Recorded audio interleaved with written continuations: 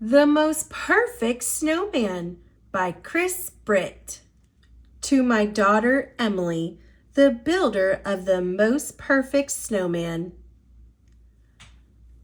Drift was the loneliest of snowmen.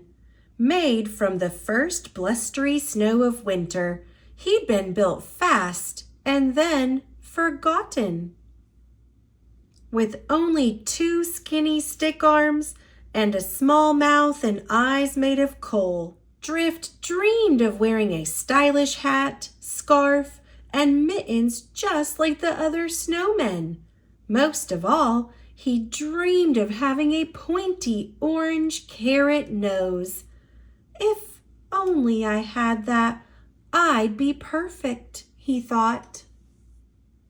All the other snowmen were much fancier than Drift and would giggle at him with frosty glee. Nice nose, snazzy outfit, love your style. Dressed in their finery, they would have snowy fashion parades, snowball fights, and snowman dances that lasted all night, but Drift was never included.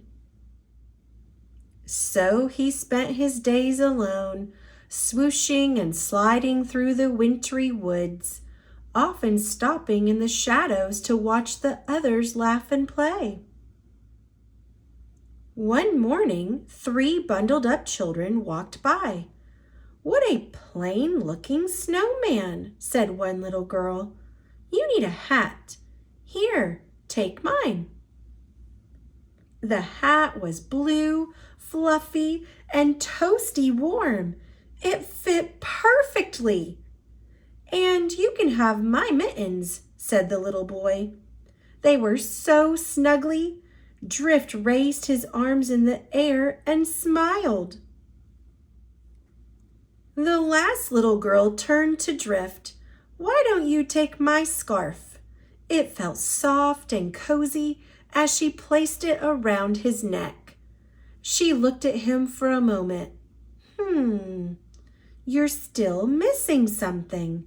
Then, reaching into her coat pocket, she pulled out the most pointy orange carrot nose that Drift had ever seen. She squashed it into place. "Now you're the perfect snowman." The other snowmen watched in astonishment.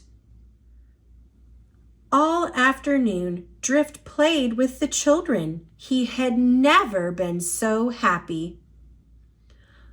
But soon dark clouds rolled in, and his new friends turned to walk back home. Drift thanked them and waved goodbye. That night, a terrible blizzard began to blow. Icy snowflakes ripped at Drift's new hat and mittens and tossed them into the air. "Oh no!" Drift gasped. He set out to search for his missing clothes. He looked up into the trees and down a stream, over hills and under bushes, but they were gone. "Oh well," Drift sighed.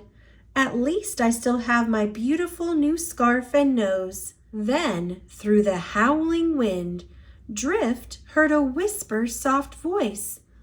"I'm lost. Can you help me, please?"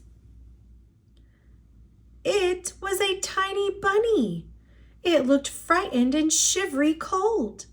The bunny needed a safe place to survive the night, but there was no shelter to be found.